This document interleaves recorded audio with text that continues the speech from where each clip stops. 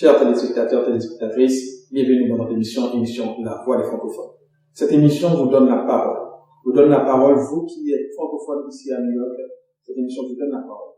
Grâce à la direction de Union 9 TV, cette émission vous donne la parole. Et en ce moment, nous sommes en train de recevoir Monsieur Kamara Youlou. Bonsoir et bienvenue dans cette émission. Et pourquoi cette émission est créée aussi, chers téléspectateurs, téléspectatrices, c'est parce que il est important que vous puissiez vous exprimer, vous de l'Afrique, vous qui parlez le français, il est important pour vous. Et surtout, c'est la période des élections, c'est pour cette raison qu'on est avec le spécialiste, le professeur, sociologue et directeur de publication du journal Le Vigilant, ici au Guinée. Et on va parler de ces élections au Guinée, et ces élections, qui est le président qui est élu dès le premier tour.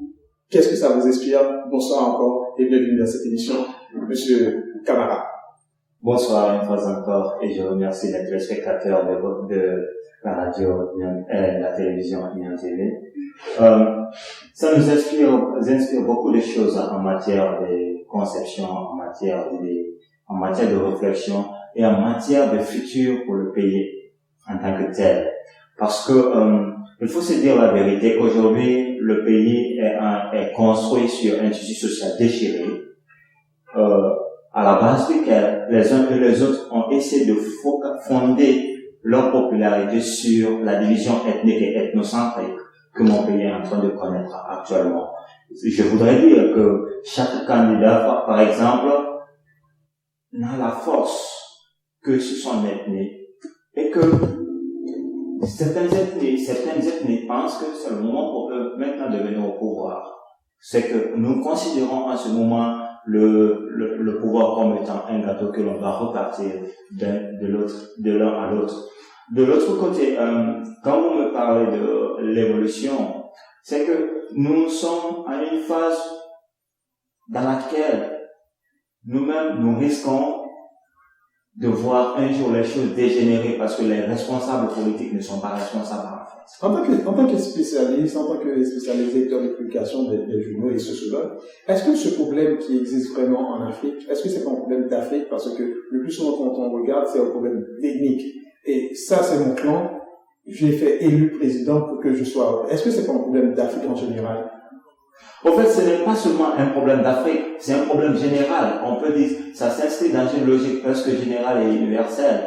Mais parce que la sociologie en parle, la sociologie des médias en définit aussi, que le plus généralement, quand vous venez d'une ethnie, vous venez d'une structure sociale, et vous avez une appartenance sociale ou religieuse, les gens de votre appartenance tentent toujours de vous supporter et de voter pour vous, parce qu'ils s'identifient à vous.